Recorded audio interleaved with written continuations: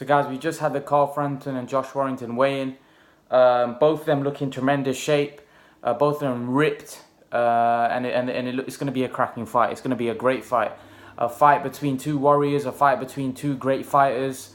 Especially Carl Frampton, you know, somebody that's been at the top of the hill, you know, and he's looking to beat Josh Warrington and become the IBF champion, which I expected and I predict he will. But this isn't going to be an easy fight. This is going to be a very, very hard fight for Frampton, because Warrington, he's no mug.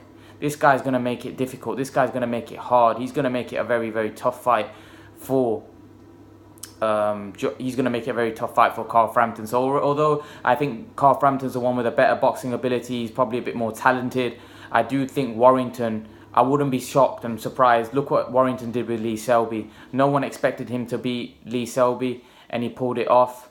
No one's expecting him to beat Carl Frampton, but he could potentially pull it off, and it won't shock me, because I think Josh Warrington now feels like he's got the momentum with him.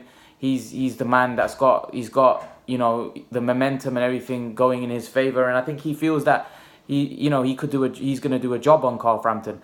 I don't see it, but like I said, it wouldn't shock me. My prediction is that, you know, Warrington will lose the fight and Frampton wins, but it won't shock me if Warrington pulls off the upset, because I think Warrington has a very hard style to fight against. He's like a pit bull, always in your face, never giving you any breathing space. And unless you're a big puncher, which I'm not sure Carl Frampton is at the weight, it's going to be very difficult for Frampton to keep Warrington off of him. I do expect Frampton's boxing ability to get him through, but if Frampton is past his best and not the same fighter he was, you know, Warrington might just wear him down, because he is the bigger man in this fight. So it won't shock you if Warrington wears Frampton down and maybe takes him out late. Warrington's not known for a big puncher. He's not a big puncher himself. So although he's got a relentless style, he hasn't got a big punch. If he had a big punch, then he would be a problem.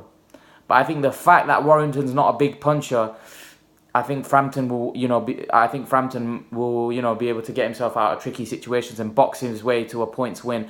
I'm not sure whether Frampton will be able to stop him, because I think Warrington's got a fairly good chin, and I don't think Frampton takes out Josh Warrington. But it's going to be a cracker. It's going to be a cracker. It's going to be a great fight. And you know what? I'm a bit disappointed, because tomorrow we've got two great fights. I know both promoters are trying to sell their own fights and saying it, they're heavyweight, but we've got two great fights. They're both great fights. Let's be real. We're both great. They're both great fights. I think the heavyweight fight is going to do better, because the heavyweights are probably a little bit more known.